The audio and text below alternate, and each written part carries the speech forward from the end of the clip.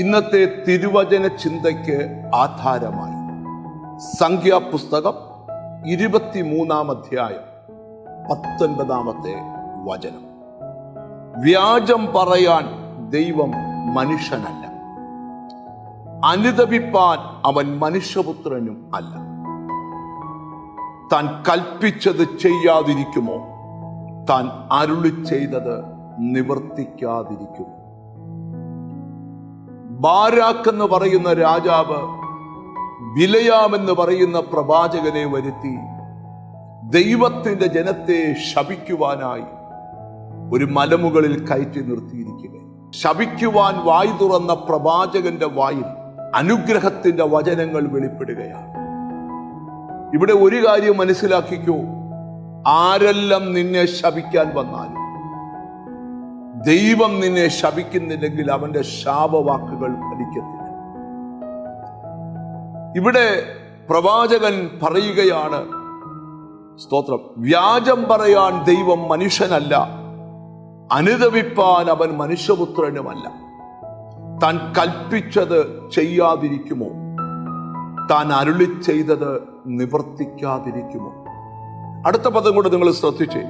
അനുഗ്രഹിപ്പാൻ എനിക്ക് കൽപ്പന ലഭിച്ചിരിക്കുന്നു. അവൻ അനുഗ്രഹിച്ചിരിക്കുന്നു, എനിക്കത് മറിച്ചുകൂടാ. അപ്പൊ പ്രവാചകൻ പറയുകയാണ്, ഇത് അനുഗ്രഹിക്കപ്പെട്ട ജനമാണ്.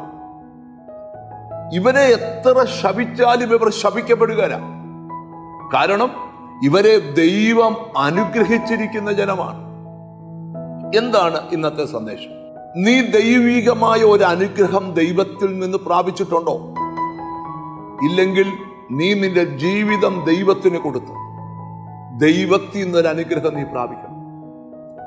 ആരെല്ലാം നിന്നെ നശിപ്പിക്കാൻ എഴുന്നേറ്റാലും പ്രാകാൻ എഴുന്നേറ്റാലും ഒരു പ്രാക്കും നിനക്ക് ഫലിക്കുകയില്ല, ഒരു ശാപവാക്കും നിനക്ക് ഫലിക്കുകയില്ല. കാരണം നീ സേവിക്കുന്ന ദൈവം സർവശക്തനാണ്. അവൻ വാക്കുമാറ്റം കാണിക്കത്തില്ല. ഹല്ലേലൂയ, ദൈവത്തിന് സ്തോത്രം. ആമേൻ. അവൻ അനുഗ്രഹിക്കാമെന്ന് തീരുമാനിച്ചിട്ടുണ്ടെങ്കിൽ, അവൻ അനുഗ്രഹിച്ചിട്ടുണ്ടെങ്കിൽ ആ അനുഗ്രഹം നിലനിന്നിരിക്കും. വ്യാജം പറയുന്നവനല്ല ദൈവം. നമുക്ക് വിശ്വസിക്കാം, ദൈവത്തിന്റെ അനുഗ്രഹം ഈ ദിവസങ്ങളിൽ നിന്റെ മേൽ വരണം. നിന്റെ രക്തബന്ധങ്ങൾ നോക്കി നിൽക്കുക. ദൈവം നിന്നെ അനുഗ്രഹിക്കണം. ആരെല്ലാം അസൂയയോടെ നിന്നെ പിരാകിയാലും, ആരെല്ലാം നിനക്കെതിരെ ദോഷം ചെയ്താലും അതൊന്നും നിനക്ക് ഫലിക്കയില്ല. കാരണം നിന്റെ കൂടെ ദൈവമുണ്ട്. കണ്ണുകളെ അടച്ച് പ്രാർത്ഥിക്കാം. കാരുണ്യവാനായ ദൈവമേ, സ്വർഗസ്ഥ പിതാവേ, ഒരു ശാപവാക്കുകളും ഞങ്ങൾക്ക് ഫലിക്കത്തില്ലെന്ന് തന്ന വചനത്തിന് നന്ദി. ദൈവത്തിന് സ്തോത്രം. കർത്താവേ, അങ്ങയുടെ സൂക്ഷിപ്പിനകത്ത് ഞങ്ങൾ ഉള്ളത് കൊണ്ട് സ്തോത്രം. എന്നോട് ചേർന്ന് പ്രാർത്ഥിക്കുന്ന മക്കളെ നിന്റെ നാമം ചൊല്ലി പിതാവിന്റെയും പുത്രന്റെയും പരിശുദ്ധാത്മാവിന്റെ നാമത്തിൽ അനുഗ്രഹിച്ച് പ്രാർത്ഥിക്കുന്നു.